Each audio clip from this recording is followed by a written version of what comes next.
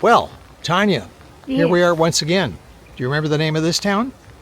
Eidfjord. Eidfjord. Eidfjord. Eidfjord. Eidfjord, Norway, which is at the end of a fjord. And we're here for the day, and it's raining, but it's a beautiful little town. We're going to take a little 3.5-mile hike. It is just gorgeous. Breathtaking. It is, well, yeah, I can hardly breathe. It's so breathtaking. And there's an apple tree. I mean, this is the exciting stuff that world retired travelers do. Isn't that nice? Isn't it nice? Exactly. And this little 3.5-mile trek is just, it looks like it's right along a path here, so it's going to be a lot of fun. See over here, here's a little campground. This is more of a show and tell kind of video, not a big story today, but this is a kind of a place that if you're on one of these cruises, and I honestly don't know how many ships come in here. It's just a little place. I mean, it's a Sunday, so there's not a lot going on anyway, but I think there's a lot of people that come here for just the outdoors and the enjoyment. It looks like there's a number of rustic kind of hotels here. One thing that we have noticed on our trip so far is, especially in Norway, also in Iceland, there's always a Thai restaurant that you can go to. And if you'll notice here is Thai takeaway. It's like a little trailer here. So I don't know where the rest of the restaurant is, but you know, if you want some Thai food and takeaway, there it is. And you know, my theory is that it must be that there were Norwegian guys, I'm assuming, I could be wrong, who met some young Thai woman at some point and probably had some kind of a relationship and said, well, why don't you come back to Norway with me and you can have a Thai restaurant and we can live happily ever after and you can make pad Thai and noodles and things. It'll be wonderful, and the Norwegians would love it because our food is so bland. All we eat is fish. And the Thai girl probably said, "Super, sounds good to me," and ended up here. I could be completely wrong, but it seems as logical as anything else.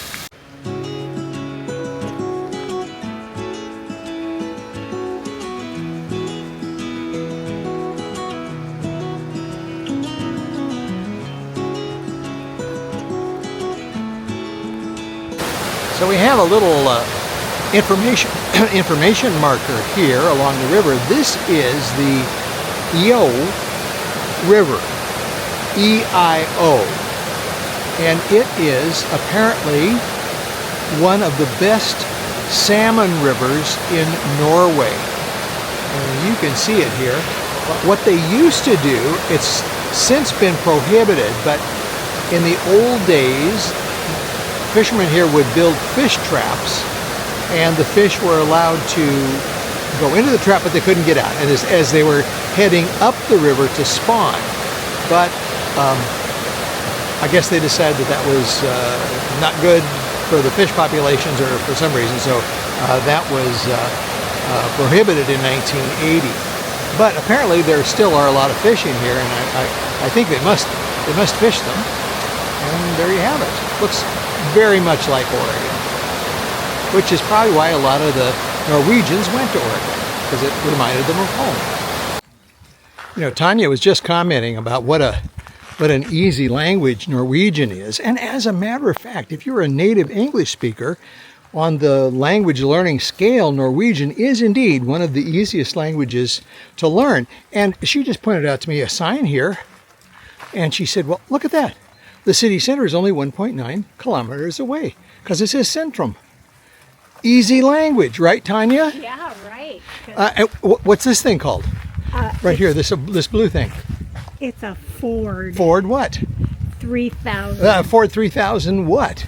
Tractor. Tractor. Another easy word. A lot of great stuff up here. Tanya also mentioned that these, quote, trails are really sort of roads, and it reminded her of hiking in Germany. You know, we're not talking about Mont Blanc or, you know, really high, really high mountain hiking. It is beautiful over here. Just check this out. These high rocks and mountains overlooking the fjord. Yeah. Another thing I was thinking about a while ago, I didn't mention it to Tanya, but I may mention it sometime in the future, but as far as I know, and you can correct us if you think we're wrong, but as far as I know, I think Tanya and I, at age 77, 67, almost 78, 68, are the oldest travel vloggers on YouTube. I'm out on a limb on this one because I have no idea. I guess I'd have to really search lots of videos to find out. But if you know anybody else who is older, who is not just older YouTubers, but older people on YouTube who continually are out traveling and, just being goofballs in the world trying to understand things, well, let us know. It'd be kind of interesting. Maybe we could start a little community of, really old YouTubers.